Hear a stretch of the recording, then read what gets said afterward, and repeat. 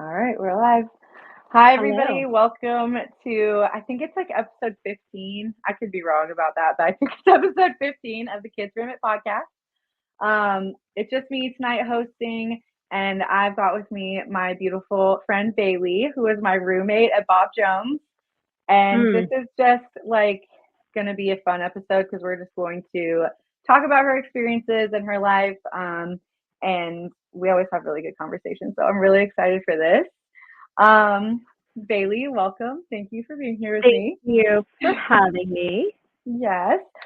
All right. So I just first I just wanted to kind of kick it off talking about how we met a little bit. We didn't know each other before we were roommates. I think that we both just kind of showed up, but you were essential in my Bob Jones experience because Baylee covered for me constantly, constantly.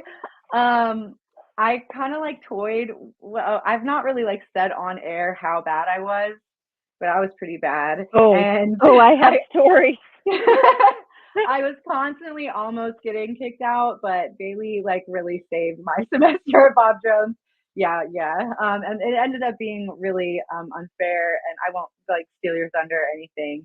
But just wanted to shout out that I would not have made it through my semester at Bob Jones if not for this girl right here. And then we turned out lifelong friends. We've always kept up with each other. So you're something I love so much, and I'm so happy. This is my first time hosting alone. We were just talking about that, but I'm so happy to have you here with me for this because I'm not as nervous as I think I would be. So, you ready to get started? I'm going to get into some of these I am questions. ready. Yeah. All right. So, I know for you, this is going to be kind of a twofold question because your family was involved in it. So, you can kind of go into just like your personal background too, what you want to share here. But how did you first get involved in the Independent Fundamental Baptist movement? Okay, so I was born into it, essentially. My parents met at an independent Baptist church. And the really weird thing about my church, it's 2 hours from Greenville, South Carolina. But one of the things, like way back in like 70s, 80s, was these like uh ministry students at Bob Jones University, or like the guys that wanted to be preachers or whatever. They would like Mhm. go to all these little struggling tiny churches in like the couple hours surrounding the college and like practice being a preacher. And that's how my Just take it country for a test third drive. yeah, in the mountains of North Georgia, unfortunately, came into contact with the fundamentalist belief of Bob Jones University. So that's Okay. kind of the And so foundation. listeners if I already know the answer for you, but I feel like IFB, one of the things is like a lot of kids. And I know that you have a lot of siblings, which I think is really interesting that your parents were in it, kind of from the before you guys. What about your siblings? That's when it Okay. started getting crazy. Yeah, so I come from a big family, 7 siblings, all the same parents, but I would just like to add that my dad was not exactly Christian most of my childhood because I mean my mom and dad got married so young. His first kids were like at 21 and 25, and so he was like a little hellraiser hanging out with his little country boys. And my mom just, I guess, in response to how wild he was, she just doubled down and really focused on raising us up in the church. Yeah. Okay. I wasn't expecting that for your dad. I remember him well, and I can't imagine him like raising hell, but also Yeah. I can a little bit, I guess. So that's awesome. And then you were not the first to go to Bob Jones. I know that I don't, we're not going to like tell your sibling stories either, but you were kind of like a generational kid there. So my uncle and aunt met there, my dad's brother and his Yeah. wife. And then I guess there were just people in my church that went there. So anyway, my older sister had just graduated, had gone all 4 years, gotten a bachelor's degree right before my first semester. That's crazy. Do you feel like your experience would have been like better if she was still there? Or Absolutely. Oh yeah. Yeah. For sure. Yeah. I remember we talked about your sister all the time. Your sister had the answers, like you had all this plethora of information because there was this like, I guess, I mean, I'm sure it's probably normal in every college, but to a higher degree where we were constantly trying to figure out, remember all the rules, and like Oh my God. I was always asking you questions, and I just remember you using your sister as like we got a lot of context from her. Yes. Yeah. She knew the ins and outs and what you could get away with and what you could not. Yeah. Yeah. I mean, That's that's the only everything way. I was doing because you were like, Kayla, stop. Kayla, stop. Although you should not have listened to me because I only lasted 2 months. Yes, it's crazy that between the two of us, it was you. I will never forget the day that you got the boot, which we've talked a lot about other episodes, like Carla and I Really? tried to remember and describe like the demerit system, but we always kind of circled back to like if you were caught off campus with a boy, it was so cutthroat, and that was it. But you were such a genuinely. I remember you really trying, Baylee. That was the thing that broke my heart. I knew that I didn't give a shit, and they could have kicked me out, and it would have been fine. But I was in the cafeteria when I found out, and I remember like rushing to the room and being like, "I'm leaving too," and you were like, "No, you're not." And you were still so calm through it, and it was so unfair. But can you tell us, our listeners, just a little bit about that and kind of what happened? Yeah. So I was not doing well at Bob Jones University. I have been in some really stressful situations in my life, but Bob Jones University was the most stressful. I mean, I Really? wasted down to like 100 pounds or something like. Yeah. Why? Not only because I was stressed, it was because the stupid cafeteria hours Yeah. were like, and some of the sidewalks were only open to females at certain times, and I would always miss the time. Yeah, like Because, I do remember us being like, "Damn, we're hungry." and they said, "Oh, it's stealing if you take any of the food from the cafeteria to take with you." I don't remember that, but I also feel like that sounds very accurate because I worked in the cafeteria, and I do know that we had the snack shop, and we could go get snacks there, but that was Yeah. super limited hours as well. And also like everybody and their brother was in there courting or whatever. So it wasn't exactly an easy, smooth place to like go grab a snack from. Exactly. But yeah, oh, that's crazy. I forgot that part. I forgot so much about that. I wasn't doing well in classes because I just hated my life, and Yeah. Well, I and was Bob Jones always, is hard. It's a hard yeah. school. It's very Yeah. impressive. If you have a degree from Bob Jones University, I'm impressed by you because they truly believe that you don't have anything else to do except study. I mean, it was a lot. And I've been to multiple colleges now. It's by far the hardest without the environment. Okay. It was definitely the hardest college I went to too, and I think I was at 3 before I finished. Yeah, So me too. yeah. So I think it was just past like mid-semester exams, and Mhm. I was like, dude, I need to just blow off some. I just need to get out of here for a day. Mhm. And it was right after white glove inspection. Yeah, that happened. I forgot about that. Oh my god. I think Carla brought that up. White glove Oh, that was so inspection. cool. It's what you think it is, right? Mhm. So anyway, we had cleaned the shit out of our dorm room, right? Yeah. And like I was supposed to go off campus and go stay with my sister, which was like 30 minutes away, Mhm. just to get out of there for once. And to be clear, it's not easy to leave. You have to get an approved pass to get off the campus, or you did back then. Yeah. And so I had gotten a pass to go to my family's house, and I truly was going to go there. And then I said, "Oh, screw it. I've got all this cleaning to do. I'll go to Autumn's house." Okay. And my car which has a barcode on it because you had to have a barcode on it leaving. Unless you were me. I just wasn't smart enough not to put it on there like you. Anyway, I was like running low on gas. And so while I was finishing up cleaning, my sister took my car off campus to go get gas and then to come back. And anyway, my car like set off an alarm, I guess, because it left campus at weird times, multiple times.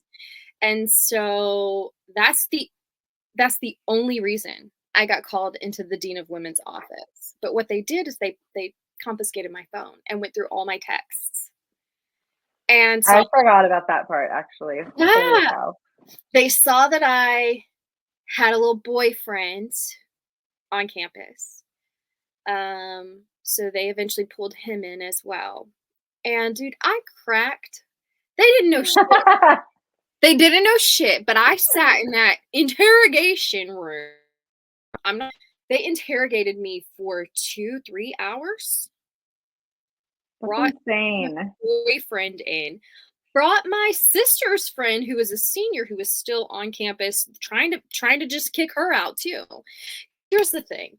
So it scared you by like making it known that if you didn't like comply to some point that not only were you and boyfriends in some shit, that it could involve and hurt other people, essentially, right? Actually, what I think is, and this is probably why you're accepted to this university, right? Because you were just trying to get credit so you could transfer because you couldn't locate all of your transcripts, right? Like your high school transcripts, all that. Okay, so here's the thing about Bob Jones University. They accept everyone. And then they try to kick half of them out. And so they make some money by accepting everyone, including all of those weirdo homeschoolers that are like, don't even have birth certificates, probably. Yeah, I remember the homeschool kids, some of them having a really hard time too. Like they couldn't cut the classes and stuff. Like it was hard. Anyway, that's a little side note. So I think they were just trying to kick out as many people as they could. Because then you had to, if you wanted to continue your education, you had to apply again, which was money. Sign up for more classes, which was money. I just think that it was a money-making scheme, in a sense, to kick everybody out as much as they could. But well, anyway, I've never like even considered or thought about that as a possibility, but I guess that makes a lot of sense. I mean, and we talked about they're probably not the only ones that do it, but we just had a guy that went to Pensacola on a few weeks ago, and he was talking about how like by mid-semester in Pensacola, generally all the Black students would have been like expelled. Yeah, which was really crazy. But when I think back at Bob Jones, I do know that like I think my semester ended at around Christmas. Like I did an August, fall, winter semester, and there was like a massive amount less of us than started in the beginning. And at Bob Jones, I don't think it was just I don't remember us really having a lot of Black kids to begin with, honestly. Right. They have a history. But, but there was just an insane amount of people that did not make it to the end of one little semester. So that's definitely like could be a possibility, and that's kind of weird to think about too.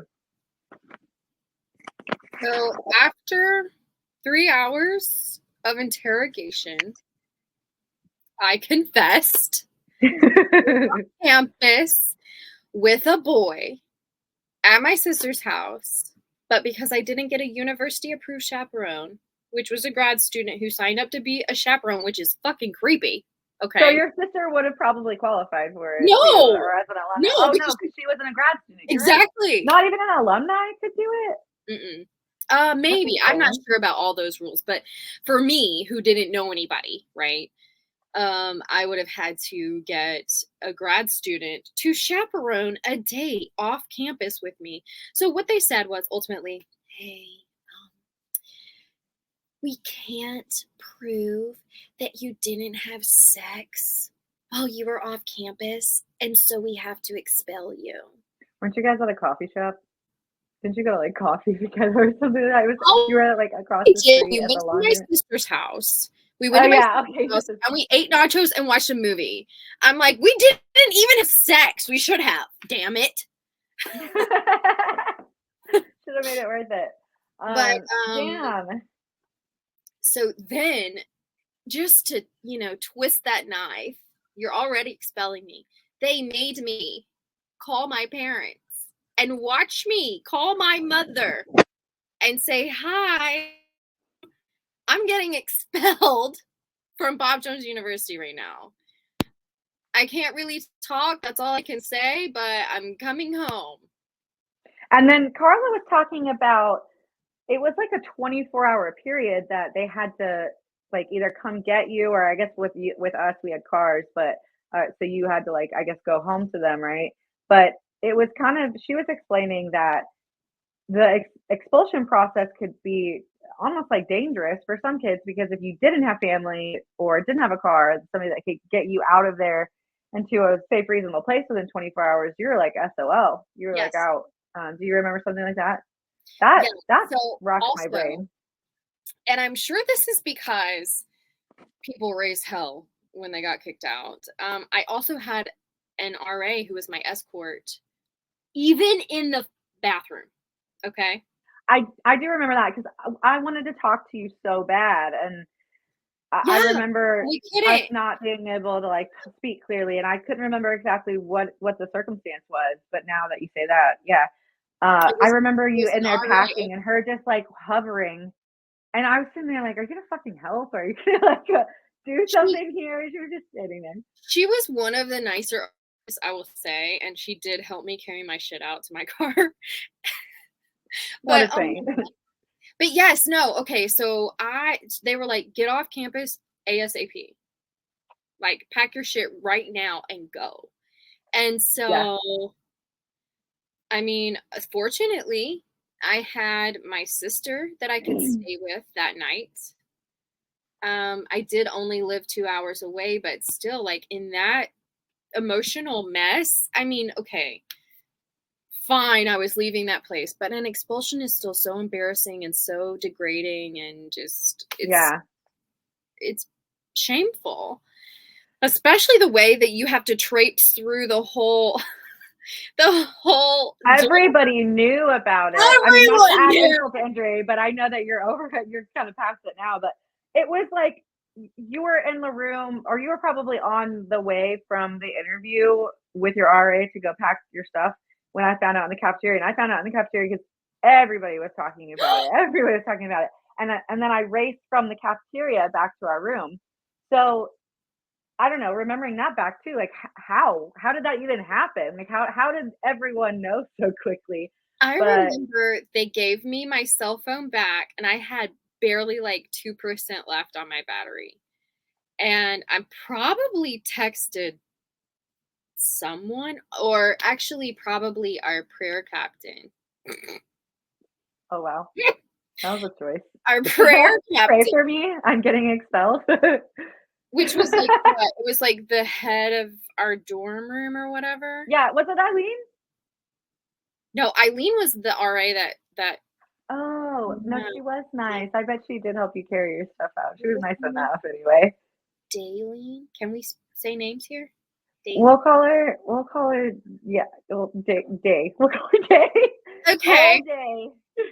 Yeah, she was the prayer. I wonder if she got notified. Hey, you're losing one of your roommates, maybe. I think that, God, I can't remember, but I do feel like Baylee was in, whatever, we're just going to say her name. I don't know. We don't remember her last name, so good luck finding her. If you do find her, send her our way. We want to know if she's okay now. We were just talking about this.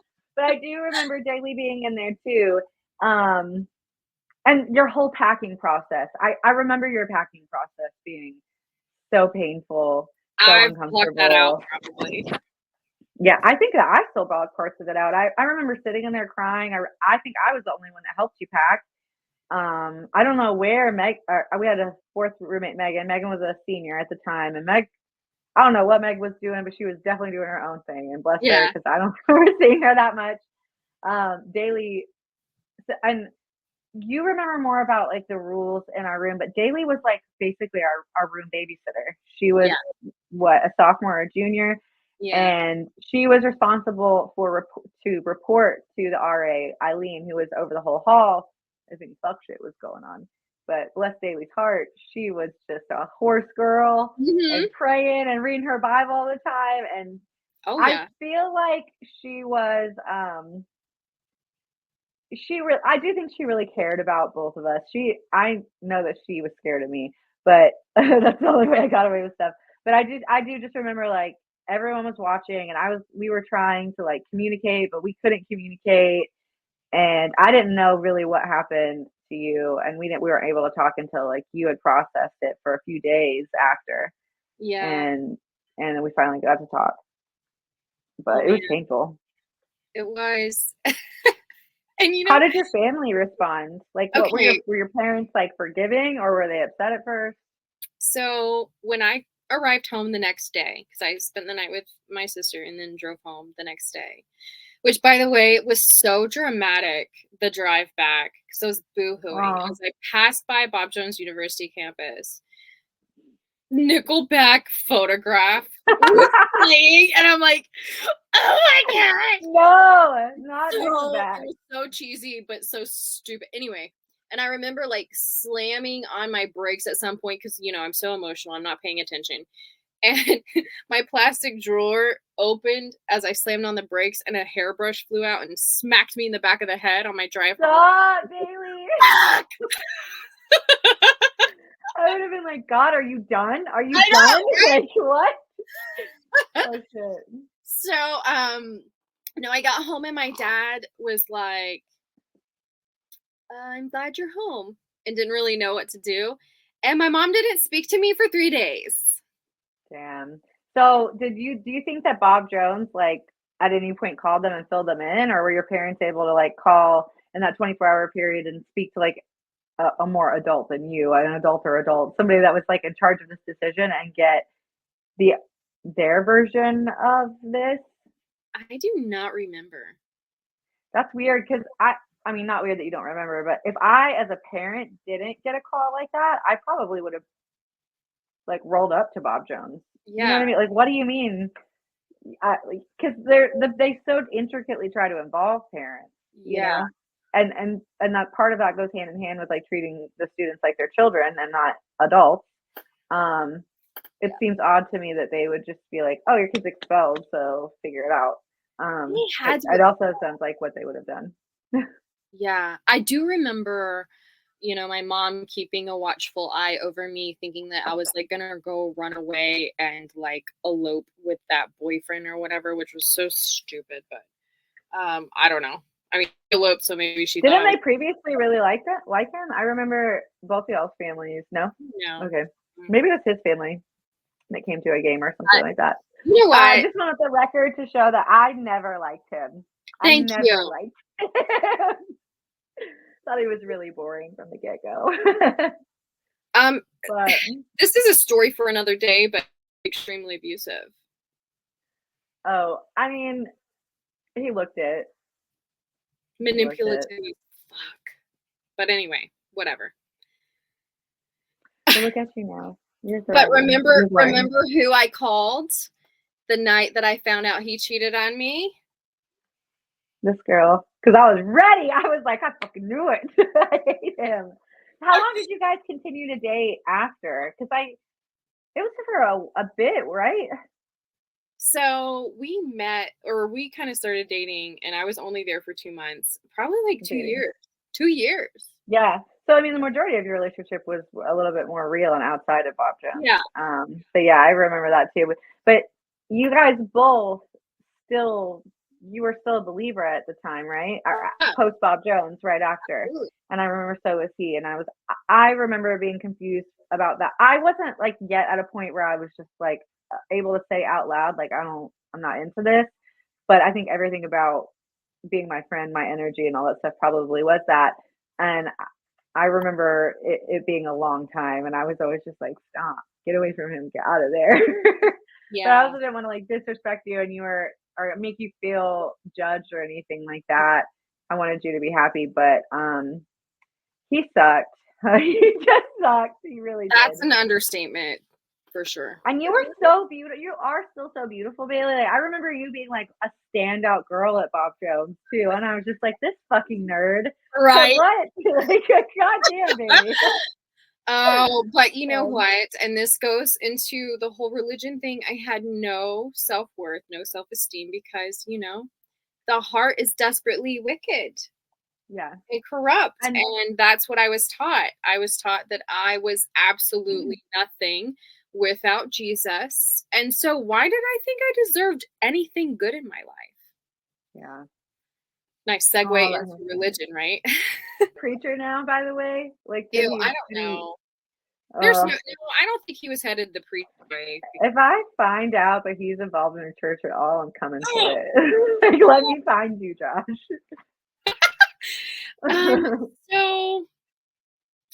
So I guess I should just get into like my journey with all of that, with the IFB and everything, right? So like, yeah, send it. Catch me up. okay, so that Bob University, of course, was only 2 months. It was a little blip in my whole journey, right? And so I continued college, went to nursing school, met this guy, married him because I thought that's what I was supposed to do, next step, whatever.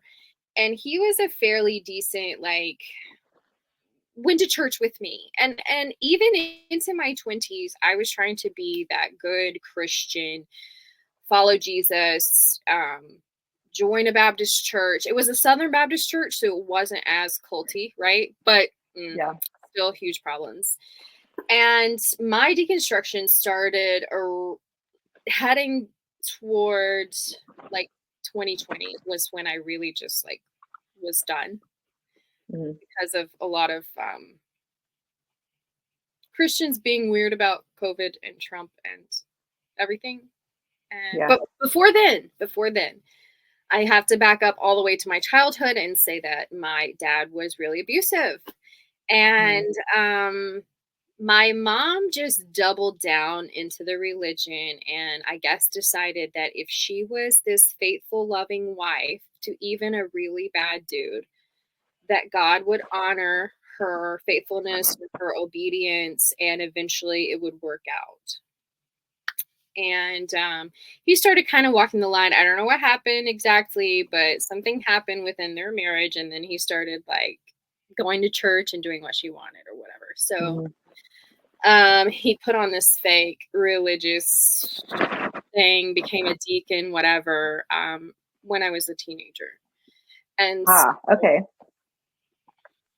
I had a lot of emotional abuse as well. And so that combined with my mom's she was really critical about herself. And so she was critical of us.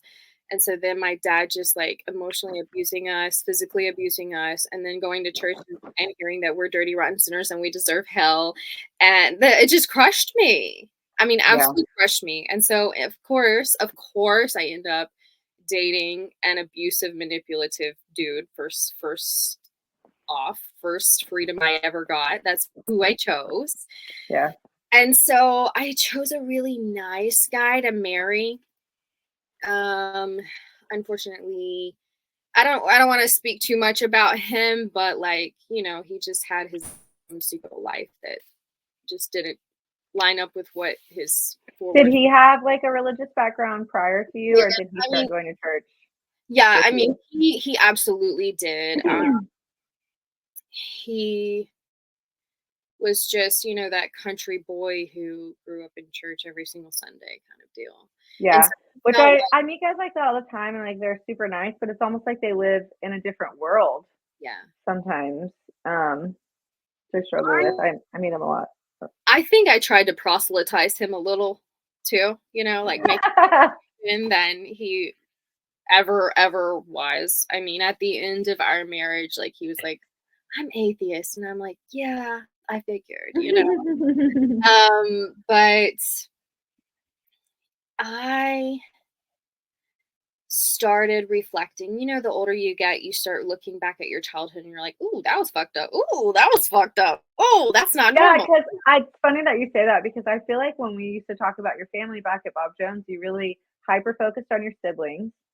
And Oh, I really don't remember knowing too much about your parents. And I right. could be, missing some of that, but I remember a lot about your siblings, but very little about your family or what you shared. I'll tell you this, because of my siblings' bond, because we went through all that together and we were each other's support system, this is why I am alive and well and successful today, because of Yeah. my siblings. My support group, we still call each other all the time and we're like, I'm going through this, or whatever. Anyway, Mhm. Are it's any of your siblings still IFB? Yeah. Okay. I was just wondering. That's hard. um and I don't want to talk too much about it, but Mhm. that kind of with 2020 and the way we approach COVID, and I'm a nurse, so the lens that I saw COVID through was much different from most people, and it was Yeah. really traumatizing or whatever. And I was quite crazy. Traumatizing or whatever, Baylee. I Oh. was I was quite crazy and trying to control things that obviously were out of my control, and I was like picking on my younger siblings for going to church and gathering and things like that while I was in the process of deconstructing and also just hoping that I also don't die from this because I'm facing it every single day. Anyway, it caused kind of a break in the family. So almost it's like the first four of us are Defected. kind of the number four is just kind of, Classic middle child. Like yeah, maybe I could go either way. yeah. And then the younger four are just like very, very on the straight and narrow. Okay. But they're still pretty young at this point, right? Or like in I mean, early two of them adulthood. two of them are married with children. Yeah. And then the two youngest boys are still living with my parents. So yeah. Mm. Yeah. So around 20, a little leading up to 2020, I was in these Sunday school classes, right, with all these people who I remember when gay marriage got um, Legalized. legalized in the whole country. Yes. Yeah. That was a crazy time to be an IFB. I Oh, remember them just shaking their heads like, what? And I just remember thinking, I'm still like fully a Christian, right? And I'm thinking, who why is cares? it our business though? Yeah, why is it our business? I You can preach it, they're just the same. This is the government. Who Yeah. cares? So there was a little there's something, you know. And then it was just when I'm looking back at my childhood and everything, I'm realizing that this fundamental group protects men to the end, like to the ends of the earth. Just the way they protect men. And I grew up in this family with an abusive father who eventually became a deacon of the church because no one spoke about it. We always just honored our father and mother, and just as a man, you just got pass after pass after pass, and that's what started making me think, hold on, this is Yeah. not right. This is leading to the oppression of all women in the whole world. Okay. Mm-hmm. And I started getting up like, okay, Christianity is a lot like Islam, where we just keep women below men. That's where everything started to be like, this is not making sense to me. I'm not okay with this. And it's Mm-hmm. one day when my church, my adult church, was inducting or ordaining a deacon that was like my age, and I knew his wife or whatever, and they stood up and they were like praising him and how wonderful he is, and then said about his wife, and we're just so happy that she can serve him. And I was like, that's fucked up. And so then they asked whoever wants to come pray for this guy, in his new deaconship or whatever. And all these men stood up with their like, Come up and like put their hands on them and have this like whole thing, right? And it was icky. I can kind of picture that in my they're head. like all praying, and I'm just sitting there.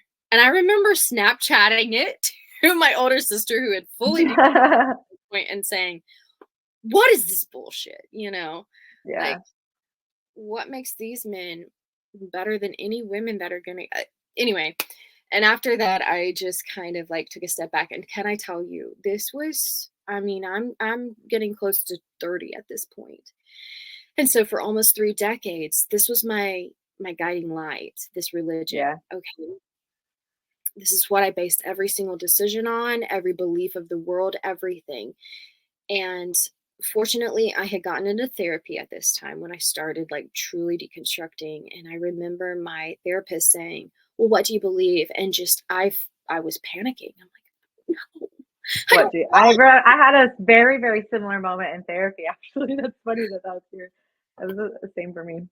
I'd be like, I didn't even know how to answer it. And that like panic of like having always had that answer, whether we understood it or not, and then all of a sudden realizing that you're in a space to answer honestly, and you can't.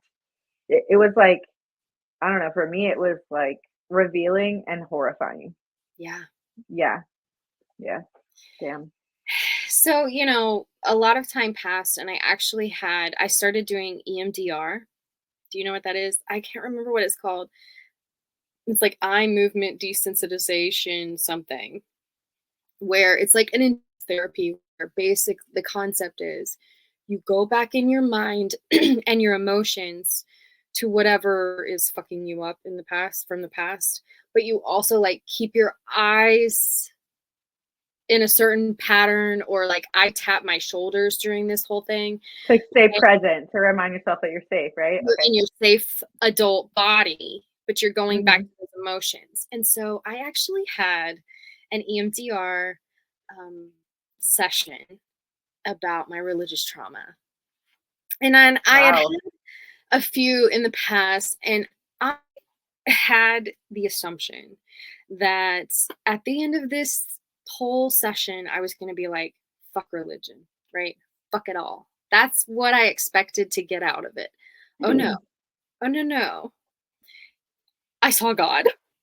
Oh my god. Oh shit. I Instead, was not expecting that. instead, I felt like, hold on.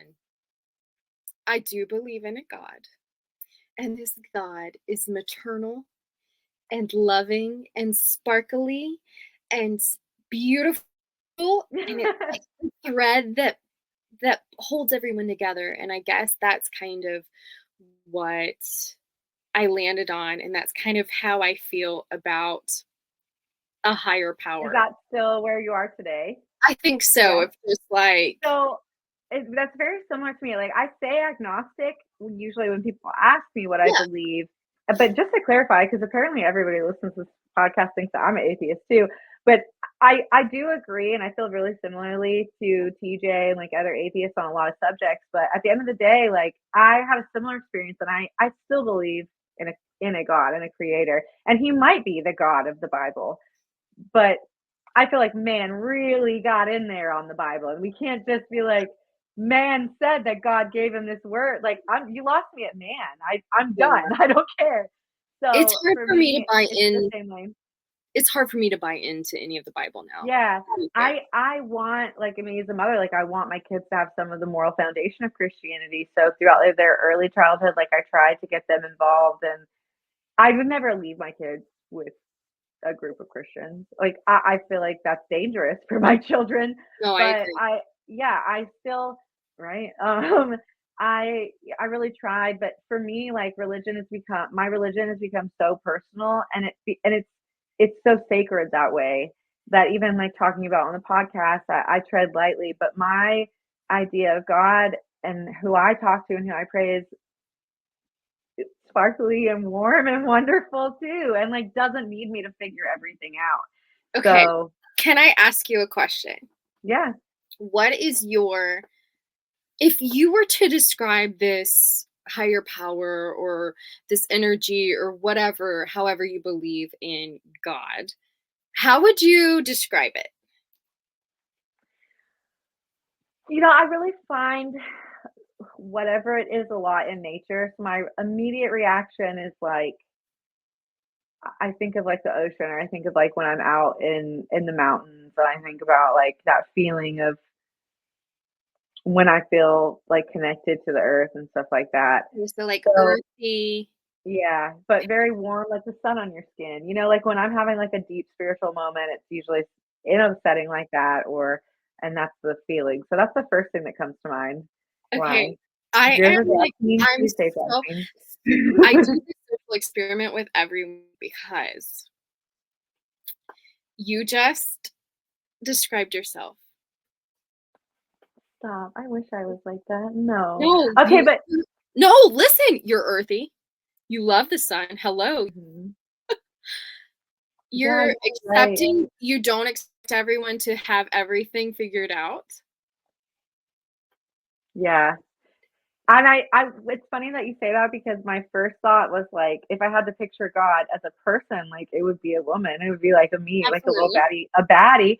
So yeah. But isn't to me that gives me goosebumps. Like that's such a warming thought too. Yeah. Well, And I'm gonna start is conducting this experiment too. yes, please do. Please report back.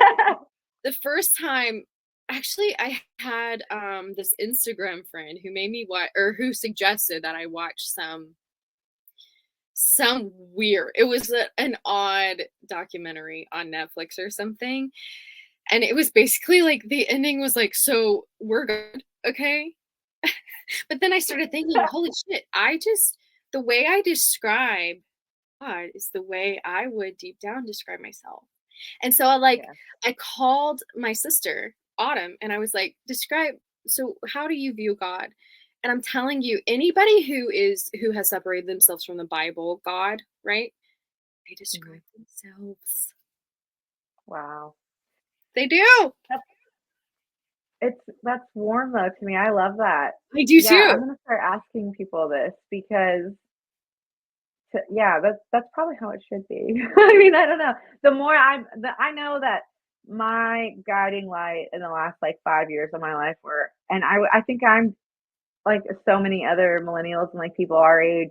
I'm at the beginning of this second part of my life where Mhm. I truly trust myself, Yeah. and I've reached this point where I've been through so much stuff, and I know that you've been through so much stuff that I would love to be able to, like I've said this on the podcast many times. I envy faith, and I think it's beautiful. And I don't want anybody to come on the podcast and think that I'm like attacking that concept because I'm not. I mean, I think that it's something I really envy about it. But I know in my life, like every time I've tried to put my faith in anybody else, whether it's God, the Bible, my parents, anything, Yeah. I have gone astray, and I have put myself in danger or made messes of my life that I probably could have avoided if I just trusted my heart, trusted my gut, and followed the path that I wanted to go on.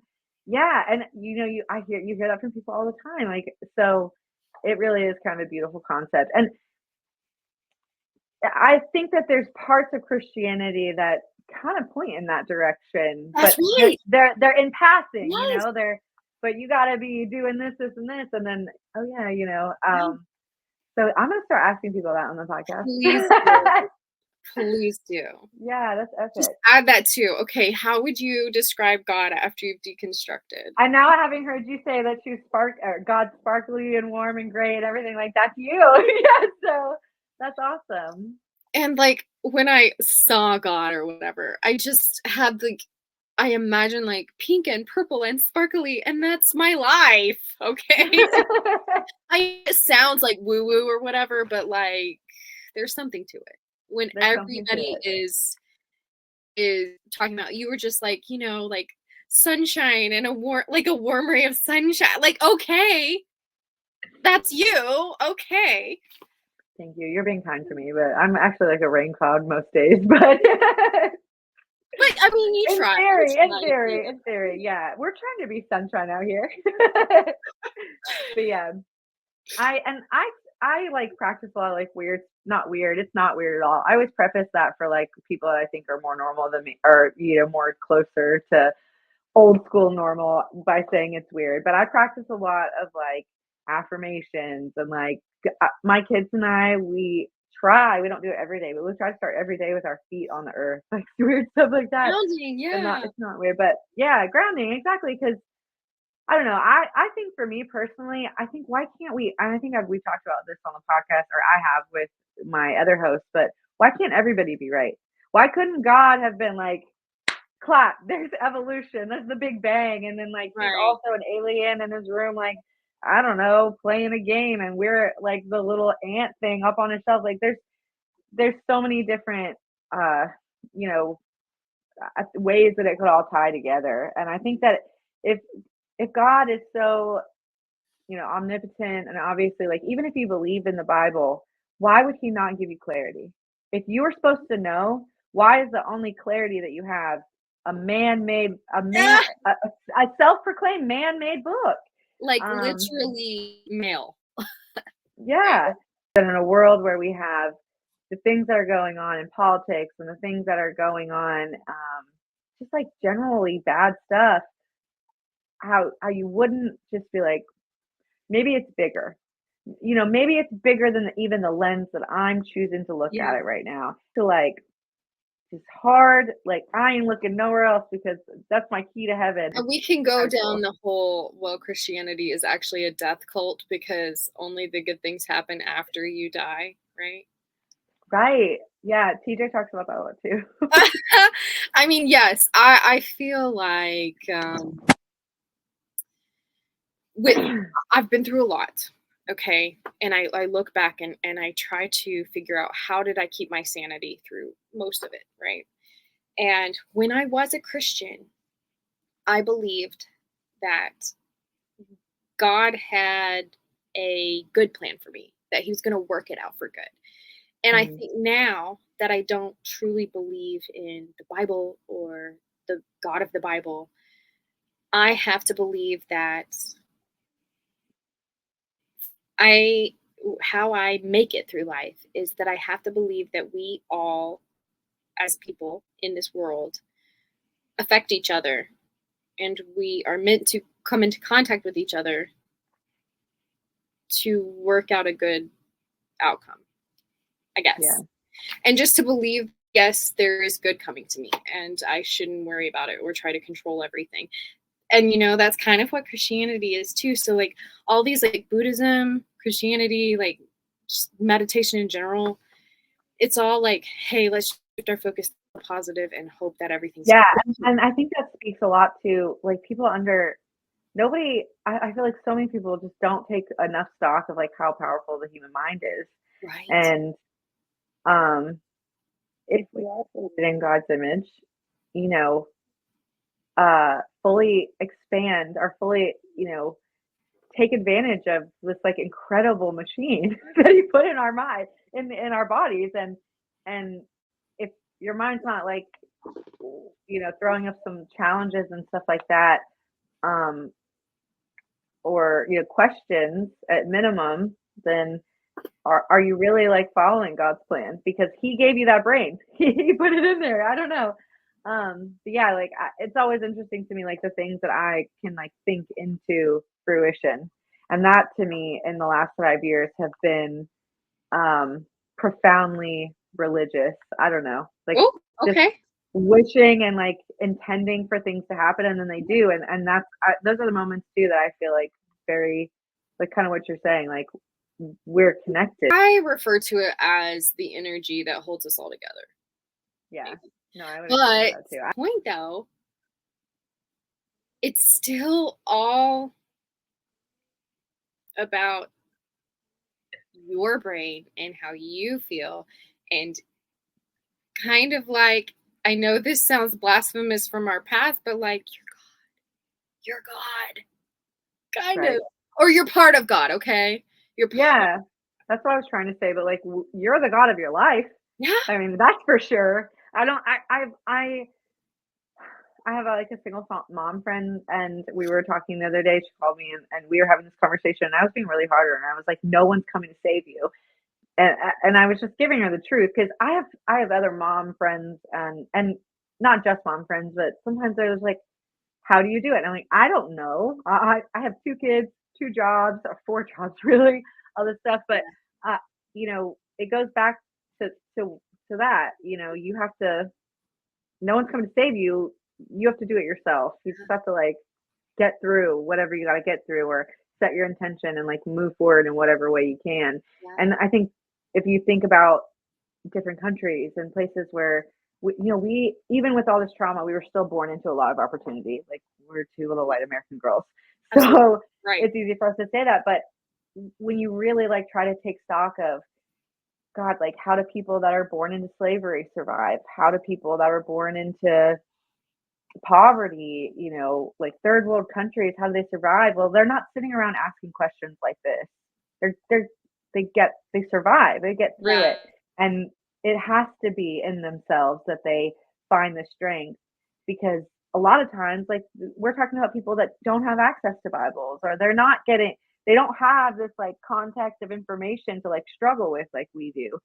So to me, that's always that's exactly where it leads me, that we are, each of our own, the gods of our own lives. Like who else is going to pick you up by your bootstraps and like get you through some shit?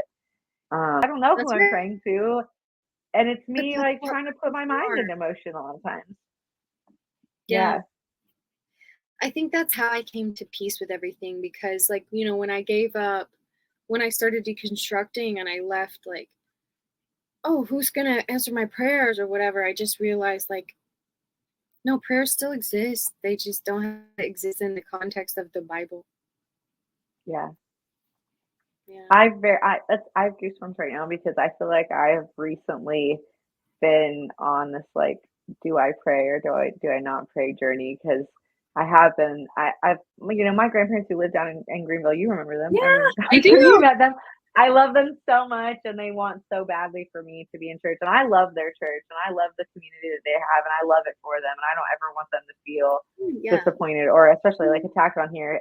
But they're not IFB. Like they have a really cool church. Right. But still, like I was trying to tell my grandma the other day, I was just like, I think I've been praying all the time, and I was trying to articulate that and I couldn't. But you're right, it's exactly how you said it. So it's weird, it's hard, it's so crazy to be in our 30s. And I mean, I feel like we're still at the beginning of this like deconstruction process. I don't know.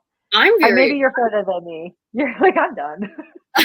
No, I'm just so excited about I'm telling you, when I embrace this concept and I embrace that I'm in control of everything that happens. That's kind of tricky. How you respond, how you react, how you That's cope through things that happen. Yes. Yeah, I understand. Okay, yeah. I went out and I made friends and I created a life that I wanted, and it's so beautiful. Oh yeah, I should caveat here and tell everyone how fucking shy you were. Right, yes. So shy. I was one of like your 3 friends, and I would be like, Baylee, let's go. Let's open your mouth, let's talk. And thank God you were in my life. Oh, thank God you were in my life. But like, yeah, man. Like, also, can we just like jump back to the very beginning of our conversation and say like, you got away with fucking everything and I got away with nothing? I've not told the podcast like the things I did. Really quick, I will tell this story really quick. Okay. I linked up with, we'll say his first name, Evan. I know you remember Evan? He was, and I'm talking like I met him in one of my first few classes we had. Oh, no, I think you met him in orientation, because I think I met him at the time. He was cute. He was a professor's son, and his dad taught there. Yeah, do you remember that? Okay, I didn't know you forgot this. His dad taught there, so he had a certain level of like freedom that we didn't have. Yeah. He was a male, and his dad taught there, so he could get away with a lot of stuff. But he was a bad boy. He was a bad boy. And I immediately started sneaking out and stuff like that. So we had Baylee, who was supposed to make sure that we were in our rooms by like what time? It was like early, like 11. 8 o'clock. Oh, okay. Yeah. 11. In the room by 8:30, because I think that's when prayer time was. Yeah, but then we had to be asleep by we had bedtimes too. I think we lights completely by 12 or 11. Yeah. So I used to crawl out under the wall of the tennis court right there off of Main Street, where what is the road that Bob Jones is on? I don't remember. Wade Hampton Boulevard. There's there might still be a hole. If you're at Bob Jones, go check out the tennis court. Okay. I used to crawl out because the gates would close. Like there was no, like we were locked in. And they were like spiky wrought iron fence. Yeah. So I would crawl out under this fence, and Evan, who lives off campus with his dad. He did not live with his parents. He was out doing whatever the hell he wanted to too. But he was a small kid too, so he got a full free ride to Bob Jones since his dad worked there. Yep. But the thing that I remember about me and you is that I would come back. I would come back to check in for bedtime. A lot of times I would go back out because bless Baylee's heart, she was in that Bible, and she wasn't noticing anything else. But I know I had to smell bad. I know I had to have been like, because we were going to Clemson. Girl, I was partying at Clemson. I smelled like cigarettes and weed and liquor and sex, okay? And regret and bad choices. But yeah, but I would sneak back in, and Baylee, I just remember you, like, there were some nights I would come in and you would just like turn white. Like you loved me so much, but you would get so scared for me. Yes. I remember your fear, and because I know I had to smell or whatever, and I was probably stumbling around, and you would cover for me so hard. But Evan and I were doing that like 5-6 days a week. I don't remember going. There's so much of Bob Jones I don't remember. I don't remember going to chapels. Did I skip chapel? Maybe because you worked in the cafeteria, possibly. God, I don't know. I remember like the first couple chapels, but then Carla and we were doing another episode, and Carla was talking about. I was like, how do I not remember none of this? Like we had pew people. What? And we had to do some weird pledge or something. Yeah. Yeah. I don't remember any of that. I really like my Bob Jones experience was very, very limited to you because you were really like my only real friend. I think that you're the only person I don't even know that I really fully opened up to you at the time because I didn't know, not that I wouldn't have, but I didn't know who I was. Obviously, Well, you definitely, but you were you didn't know what to cover up. I think I knew so well what to cover up, right? Yeah. And so I was just like, don't say that. Yeah, you were always don't share that. We got to a point really quickly where I like knew your faces. I knew that like, oh, I'm going in a danger zone. Yeah, I mean, and that's kind of funny to me though. I should have because I was like fresh out of the Haven. I've only been out of the Haven for less than a year by the time I got to Bob Jones, and I'm still in this. You already had that army boyfriend. Oh yeah, DJ. Oh, I loved him. Remember, I was like writing the letters all the time. Remember when we signed we had fake sororities, and I pledged to Alpha Gamma Tau. Were we in the same one? Yeah, no, I was not in yours. No, okay. I was in Carla's. Oh, cool! You guys would be in the same one. I don't remember like what motivated me to be in a different one. Now I feel lame for that, but I carried that T-shirt around, the Alpha Gamma Tau T-shirt, all over the dorm, and I remember making everybody sign it because he was deployed. Yes. Yeah, he was fun. We didn't last that whole semester though. I remember. Man. I remember when you were just like, "Fuck yeah!" Was I? Yeah. Because you found out that he was still texting his name's Brandon. Oh. His baby mama. Yeah. What the fuck? Baby mama. Yeah. Okay. Yeah. Okay, I just want to say this thing, and we can cut this. Okay. Okay. But I remember when you were talking to your friend, your guy friend that you've been friends with for forever, who's like an uncle to your kids. Oh yeah, AJ, my little brother. Well, we call him my little brother, but yeah. Okay. You guys were on the phone one night.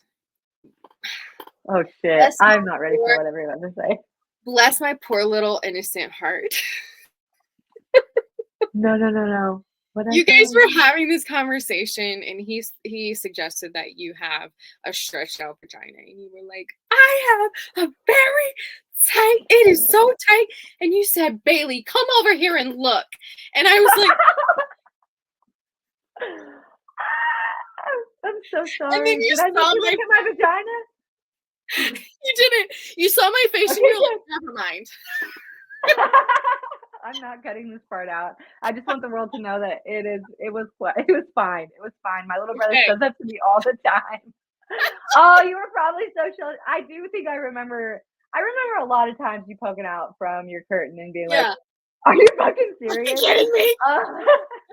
But I'm gonna tell you a secret here, and we may or may not cut this out either. But I wish I would have talked about this with Carla on our gay episode. But I think that she and I both got scared on the air to talk about a lot of stuff. But for the record, so I'm bisexual. It's just in case anyone doesn't clearly pick that up. Yeah. But my first girl experience was right there in our dorm room, and it wasn't with you, and it wasn't with Baylee. I believe it. Megan? Yes! Yes! No wonder you had a lover's quarrel later. The whole fight. Yeah, there was definitely a lot more going on to that. No, I came back.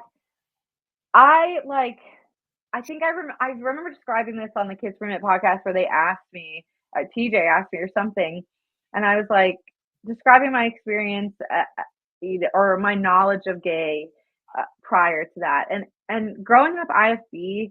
I don't know what it is. I said it wrong in the episode. I was like, I didn't know girls could be gay. Like, I did know girls could be gay, but we had kind of had this image painted of like just like hardcore, like masculine. If you were a gay girl, you had to be hardcore masculine. So the idea that a girl like me could be into girls was shocking at that age. I mean, I just had never imagined it. And then Megan was a beautiful girl as well. And Megan was older than me, a little bit older than me, but still plenty young. She probably, I have no animosity, nothing but love for Megan now and this experience. But it wasn't her first time. I will tell you that. Like, it was definitely not her first time. But I remember after whatever happened with me and her, and it was like during the day. I mean, I came back to the room and she was just there and I was just there, and whatever happened just happened. But that, when I think back to my Bob Jones experience, like that's a huge part of it. I struggled, or I just like could not understand for a long time, for years, that it was totally fine and I might just be bi. It took me a long time to like deconstruct the IFB image of a gay woman, or a bisexual woman. But yeah, my first little gay experience was at Bob Jones University, and that was fun. But it got weird with us after. We never talked about it. We never. And I had like I said, I had so many questions, and I don't think I told you about it. I mean, this is something that I carried quietly with me for a lot of years. Yeah. But so shout out to Carla. Sorry I didn't talk about that on our gay episode. Love you. But yeah, weird. But I bet Megan's out there gay somewhere now. I hope she is. I would love, though. And I mean, you're a nurse, like you said, so you're coming in contact with people of all walks of life.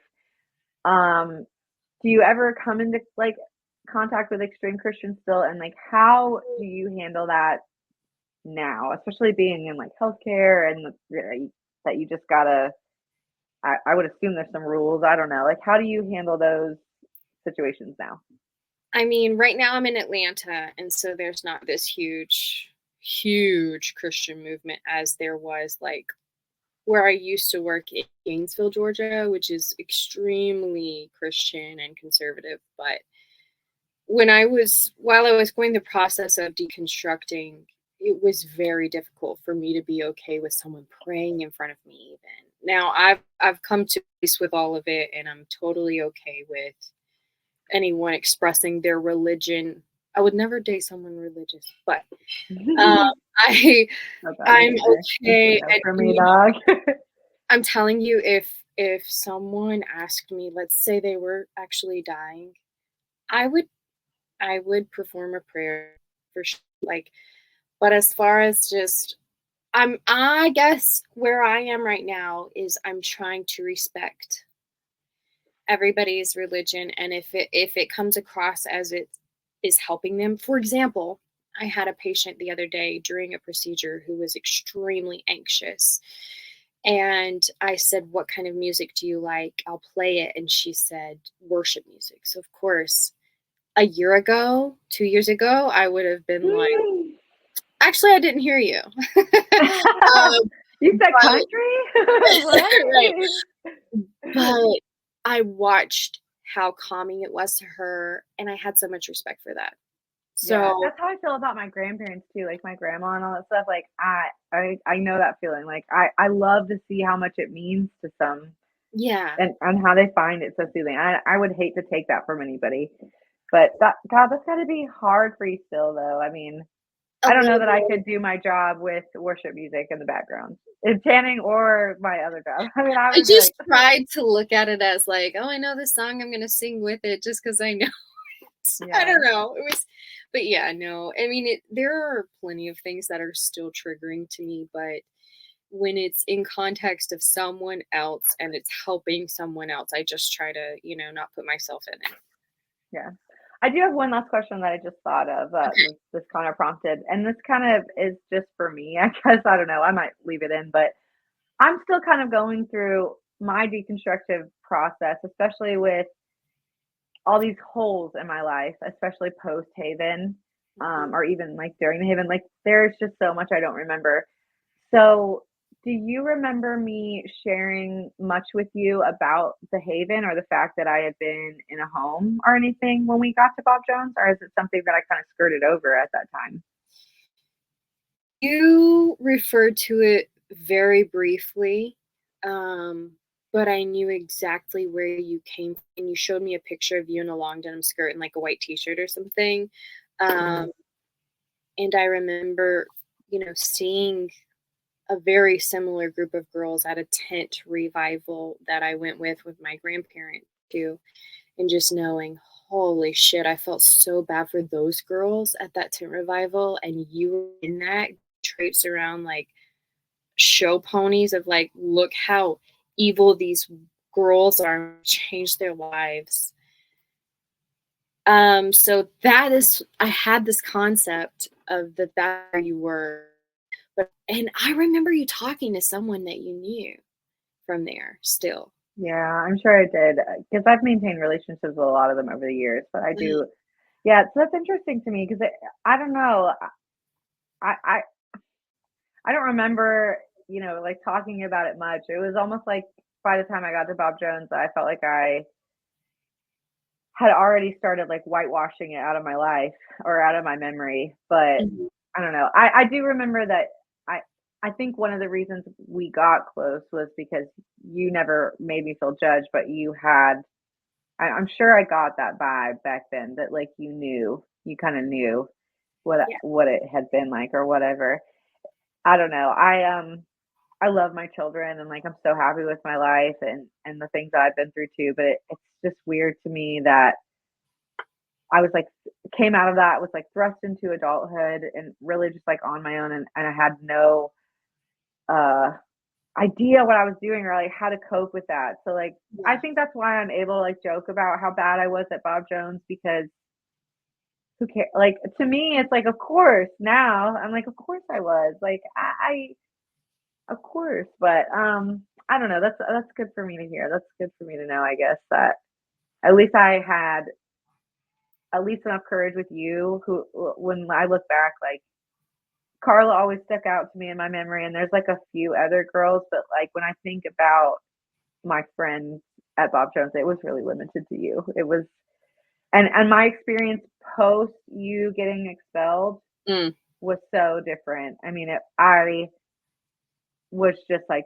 trying to get by and I knew that like I had to finish that semester for Yeah. us. Like I had to finish for us because Yeah. there was no way, you had gotten expelled and like Yeah. you didn't say anything about me. I that was the moment where I was just like this is my friend for life because I know in those moments like you could have been like I didn't do anything but listen and they would have taken that. They They would would have have. that you could have offered me up That's so and true. that would have been perfectly fine with them. They would I think that Yeah. you guys would have been off the hook if you had just, like, told on me. Yeah. And I knew it then. I knew it then.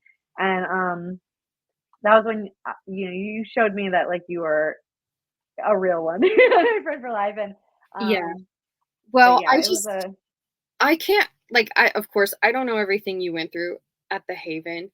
And at that time, and this is why you didn't realize that I would like came from a very abusive home, is I hadn't recognized the abuse yet. But there was something about the way you referred to it that seemed very much similar to like, oh shit, you've been through some bad stuff. And I kind of like have that in common with you. And you're just responding in a different way than me. I'm trying to be little goody goody and you're not.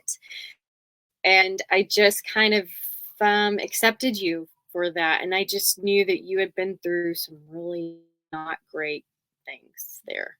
yeah. I think if I'm like more when I think about it more deeply and really anytime we talk about it, like I feel silly for asking you that question because now that when I really take myself back to those moments, I think that I felt the same way about you. We did kind of immediately have this Yeah. silent bond. There was it was just right off the bat with us, and it was the same way with me and Carla. That might have been a gay thing, I don't know, but there was just, and that was it. I don't remember. You and I bonded closest, but yeah, wow, I love that for us. I love you. Thanks for coming on my podcast. I think that we should do another episode where we talk about your deconstructing process because Okay. I have a lot. I don't want to like ask a lot of questions about it now. We're like kind of at our time, but I Yeah. would love for you to like describe what that's been like because I think for me I'm still in it. It's been like a dragged out thing for me because I don't spend a whole lot of time thinking about death or religion or whatever until I started doing this podcast, honestly. So anyway, do you have anything else that you want to add before we I like end the think recording? I think I covered everything that I imagined that I should have. Yeah. Yeah, I think that we should definitely do this again ASAP and talk about this more. You've been wonderful. Thank you for being on the Kids From It podcast, Thank you and for you'll be having back again. me. I'm Okay, all so right, we're happy gonna to talk end. to you.